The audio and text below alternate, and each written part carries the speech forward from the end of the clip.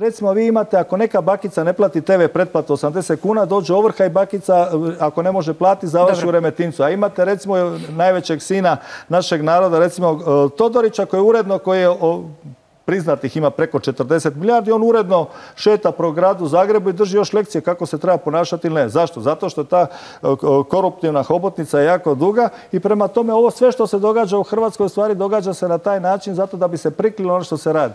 Recimo, neka neko kaže kako je ta Smokvica koja je sad zadnjih bila, kako je ona došla u vlasništvo, koliko je novaca platio taj čovjek koji je kao dobio koncesiju na neograničeno. Dobro, traži se odgovor i na ta pitanja. Ne traži se, u Hrvatskoj se ne traži odgovor na apsolutno na nikakvo pitanje. Isto kao što televizija ne služi zato da informira, nego da dezinformira javnost. Jer Hrvatska televizija i to bilo koji program, one radi isključivo na dezinformiranju da bi narod bio što zbunjeniji. Zato recimo kad imate emisije, recimo što ja znam tipa nekad ste imali Motrišta, pa ste imali Otvoreno, pa ste imali ne znam kako se sad zovu, to samo postoji, pozovete ljude, novinar u pravilu nije upoznat sa temom i onda se to sve lijepo priča, ljudi jadni gledaju i onda dok gleda televiziju ne razmišlja o ničemu, cijeli sretan i sutra ispočetka.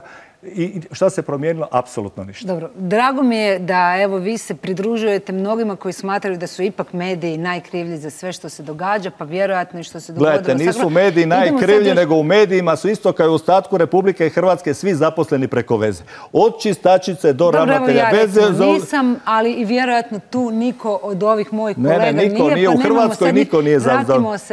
Ako hoćete možemo dati točno ime ko je za koga intervenirao. U gradskoj upravi nije niko. Ne, u gradskoj upravi niko. I u gradskoj upravi su također svi zaposleni, ali Hrvatska televizija je još gora, nećete vjerovati od gradske uprave. Eto, drago mi je da sad jedno malo natjecanje tu možemo otvoriti. Nema natjecanja, nego to je realnost. Kako postaju direktori na vašoj televiziji? Kako postaju direktori? Kako se postane novinar? Javi se na natječaj. Na koji natječaj?